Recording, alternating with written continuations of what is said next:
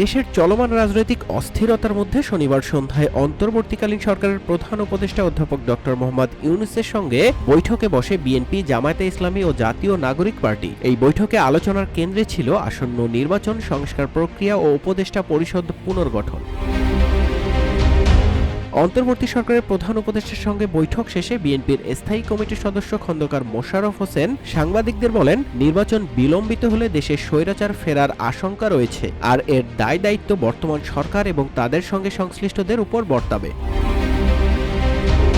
বিএনপির পক্ষ থেকে বৈঠকে আরও দাবি করা হয়, বিতর্কিত ৩ উপদেষ্টাকে অপসারণ করে উপদেষ্টা পরিষদ পুনর্গঠন করতে হবে। এদের মধ্যে রয়েছেন নিরাপত্তা উপদেষ্টা ডক্টর খলিলুর রহমান, স্থানীয় সরকার উপদেষ্টা আসিফ মাহমুদ এবং তথ্য উপদেষ্টা মাহফুজ আলম।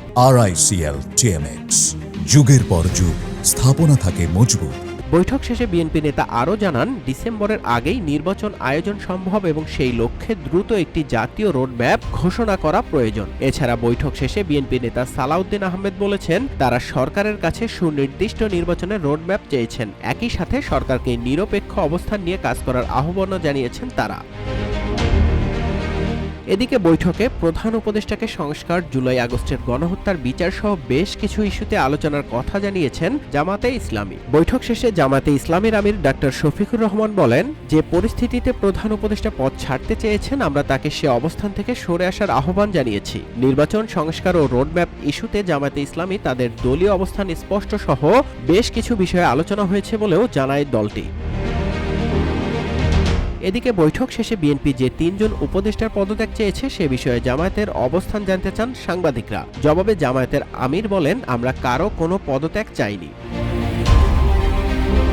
অপরদিকে বৈঠক শেষে জাতীয় নাগরিক পার্টির আহ্বায়ক নাহিদ ইসলাম জানিয়েছেন, বর্তমান নির্বাচন কমিশনের উপরে তাদের আস্থা নেই। এ সময় জাতীয় নির্বাচনের আগে স্থানীয় নির্বাচনের দাবি জানায় দলটি। এছাড়া 2 ছাত্র উপদেষ্টার বিষয়ে বলেন, ছাত্র উপদেষ্টাদের সাথে এনসিপির সম্পর্ক নেই। ছাত্র উপদেষ্টারা গণঅভ্যুত্থানের প্রতিনিধি হিসেবে সরকারে গিয়েছেন, সরকারকে বৈধতা দিয়েছেন। এদিকে প্রধান উপদেষ্টার পদত্যাগের ভাবনার বিষয়ে এনসিপির অবস্থান সম্বন্ধে নাহিদ ইসলাম বলেন, উনি যাতে দায়িত্বে থেকে আলোচনার মাধ্যমে সকল পক্ষের সকল সমস্যার সমাধান করেন। এছাড়া সরকারের পক্ষ থেকে বলা হয়েছিল 30 দিনের মাঝে জুলাই ঘোষণাপত্র হবে। নির্ধারিত সময়ের মাঝে যেন জুলাই ঘোষণাপত্র জারি করা হয়। 3 দলের সাথে বৈঠকের পর এ নিয়ে সংবাদ সম্মেলনে প্রধান উপদেষ্টার প্রেস সচিব শফিকুল আলম বলেন, রাজনৈতিক দলগুলোর অধ্যাপক ইউনূসের নেতৃত্বে আস্থা আছে। তারা পদত্যাগের বিষয়ে তাকে অনুরোধ করেছেন এবং তার নেতৃত্বে ফ্রি অ্যান্ড ফেয়ার ইলেকশনের কথাও বলেছেন।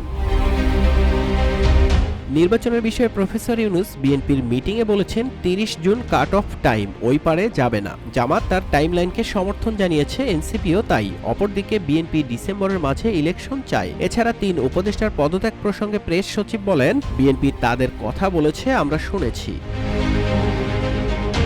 নিউজ ডেস্ক, রূপালী বাংলাদেশ।